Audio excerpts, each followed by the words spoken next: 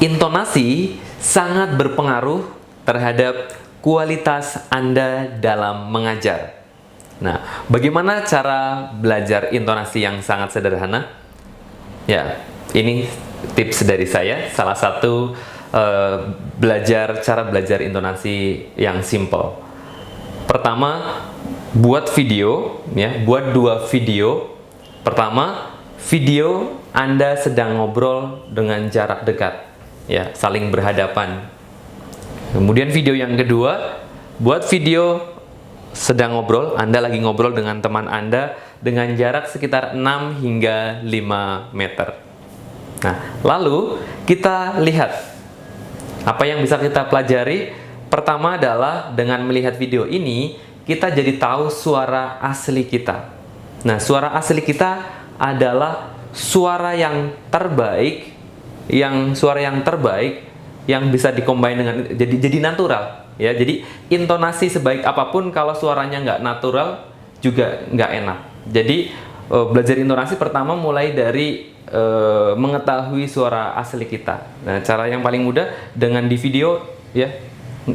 Kalau sudah ngobrol asik, pasti suaranya akan suara natural, ya. Sejaim apapun, kalau ngobrolnya sudah asik, maka suaranya menjadi natural. Nah, kemudian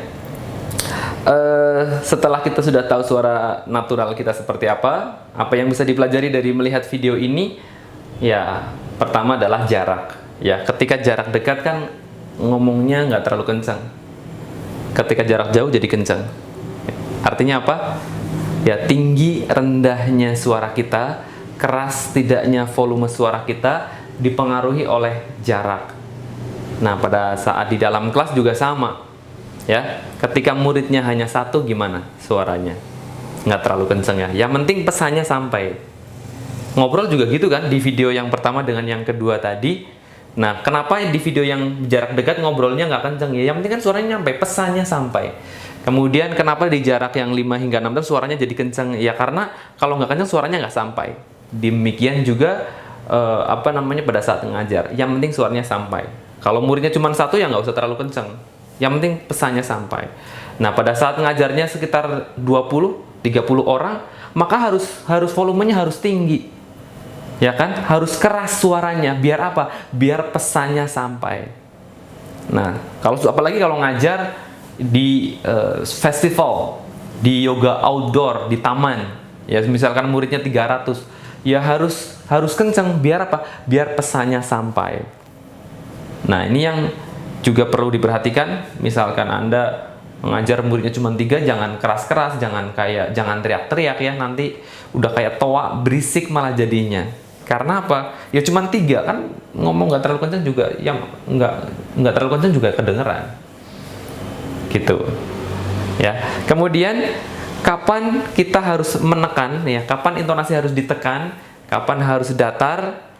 Kapan kita bisa fleksibel? Ya, pertama, kapan intonasi harus ditekan dulu? Ya, kita akan menekan intonasi kita pertama dari hasil pengamatan.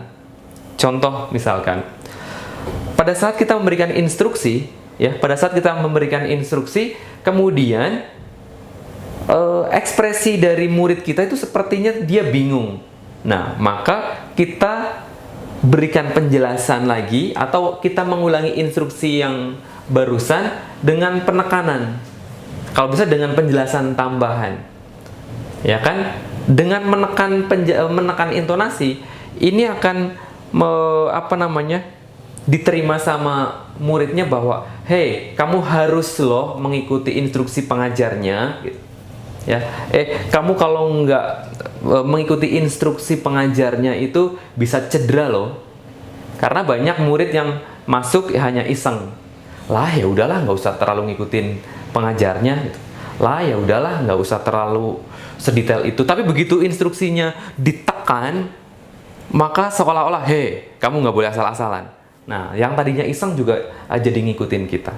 Sehingga masing-masing peserta akan mendapatkan benefitnya. Kan sayang, sudah jauh-jauh macet datang ke ruang yoga, pulang nggak dapat apa-apa. Nah, begitu. Itu saja tutorial tentang intonasi. Tunggu di video tutorial selanjutnya.